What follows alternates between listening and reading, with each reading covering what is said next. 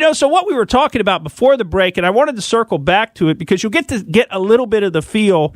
If you haven't been able to watch these presidential daily briefings, I really think they've got some of the best information that you can get out there on what's going on with the coronavirus in the U.S. Now, they're really focused on the U.S. primarily, but they do have some great information. And if you listen to the scientists day after day and the military people, but particularly the scientists, day after day, that being Dr. Fauci and Dr. Birx primarily, you start to sort of see the pattern of how these things are developing. You see when they lose confidence in the models that they've been touting in the meetings that they've been talking about, you can see that their confidence level in the models changes. And you can start to see how fast it changes, how we can go from them essentially saying that we're looking at between 1 and 2.1 million deaths in this country, and now we're down to maybe 100,000 to 240,000. And now those model statements are coming with a lot of hedges. It's coming with, well, that's if the model's correct. And now you have to remember the model's based on New York and the model's based on Italy. And it might not be the same because if we were to look at, say, Washington State or California, those states are not tracking the same way that New York is, where New York has basically a third of all the coronavirus cases in the entire United States are in the state of New York and a bunch of them in New York City. So if we're basing our model strictly on that, the numbers are going to look a whole lot worse than possibly they're going to turn out to be. And you can hear them saying that at the press conferences. You could also listen in then to when the press actually gets a chance to ask questions. And what that's going to do, if you listen to that, it's going to somewhat continue to erode your faith in the mainstream media, if you had any left to begin with. It's going to continue to erode your faith in them, though, because of the way that they ask questions. They're basically trying to set up these gotcha questions the entire time with President Trump. They're not asking for information. They're not seeking out facts. They're not trying to uncover something or look into something. They're basically getting back and forth with the president about, well, you said this, but actually the reality is that. And, didn't you really cause people to die by what you said? I mean, that's at the end of all of their questions. That's the implication of a lot of what they ask. And so we played some of what the president said about hydroxychloroquine, which is very promising. Now I wanted to play for you a follow-up question from one of the reporters there at the briefing and let you hear, just how they styled the follow-up. Because, you listen to the president's statement about it, and he went so far as to say, look, I'm not a doctor. I'm not giving you medical advice. You talk to your doctor. How many disclaimers are necessary? Are we even allowed to talk about anything when it comes to medicine? If I had a good result from some kind of medicine, would I be allowed to mention that to you? Or am I now somehow delving into the practice of medicine without a license? Give me a break. They even let Trump wear it for the guy who ate it out of his fish tank or who made his own concoction of hydrochloroquine that wasn't actually really hydrochloroquine, but it was something else.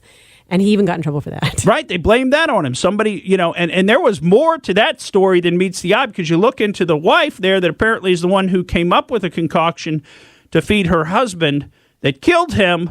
And, there's plenty more to get into on that particular story.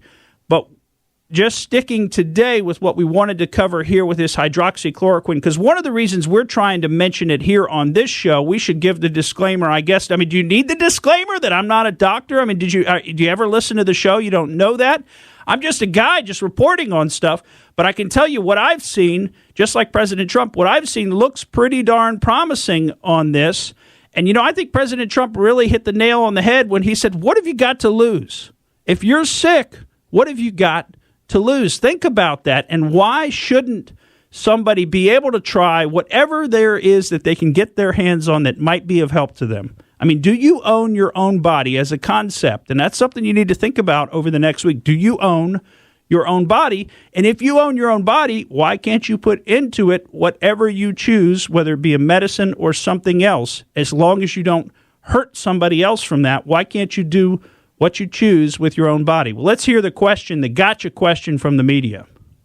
Mr. President, as President of the United States, your words carry enormous weight in this country and around the world. And while you acknowledge you're not a physician, you do promote these medicines extensively here.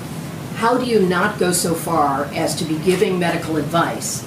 And you said yesterday you might take some of these medicines even though you don't have symptoms, Are you still planning to do that? And how do you calibrate being enthusiastic and not playing doctor? Because I want people to live, and I'm seeing people dying. And I've seen people that are going to die without it. And you know the expression, when that's happening, they should do it. What really do we have to lose? We also have, this medicine's been tested for many years for malaria and for lupus, so it's been out there. So it's a very strong, powerful medicine, but it doesn't kill people. We have some very good results and some very good tests. You've seen the same test that I have. In France, they had a very good test. They're continuing. But we don't have time to go and say, gee, let's take a couple of years and test it out, and let's go and test with the test tubes and the laboratories. We don't have time. I'd love to do that. But we have people dying today. As we speak, there are people dying. If it works, that'd be great. If it doesn't work, we know for many years, malaria, it's incredible what it's done for malaria. It's incredible what it's done for lupus, but it doesn't kill people.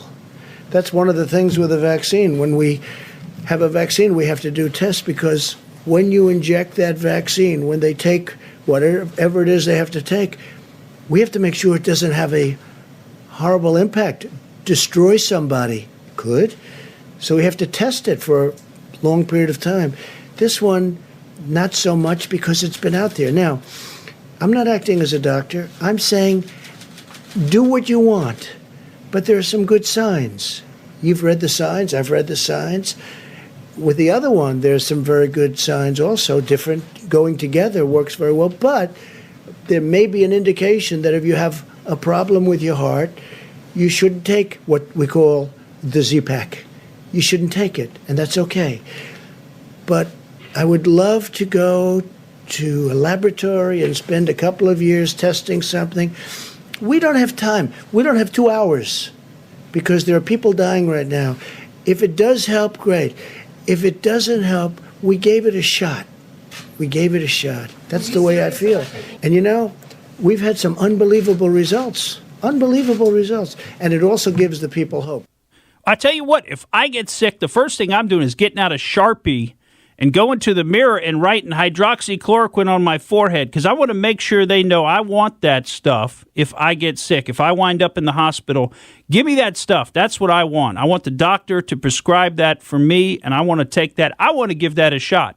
And I'd be curious to hear from you folks if you want to give that a shot at home, or are you thinking, you know what, maybe we better just wait. We better just wait until we run these double-blind placebo trials. Just give it a couple of years. If I get sick and die in the interim, well, you know what? That's just the way the cookie crumbles sometimes, right? We need to make sure this works before we give it to anyone, right? That if you feel that way, we'd love to hear from you as well. Thank you for listening to the Morgan Streetman Show. We hope you enjoyed what you heard, and if you did, please click like and subscribe to help us out. And remember that we recommend that you exercise your brain at least once a week.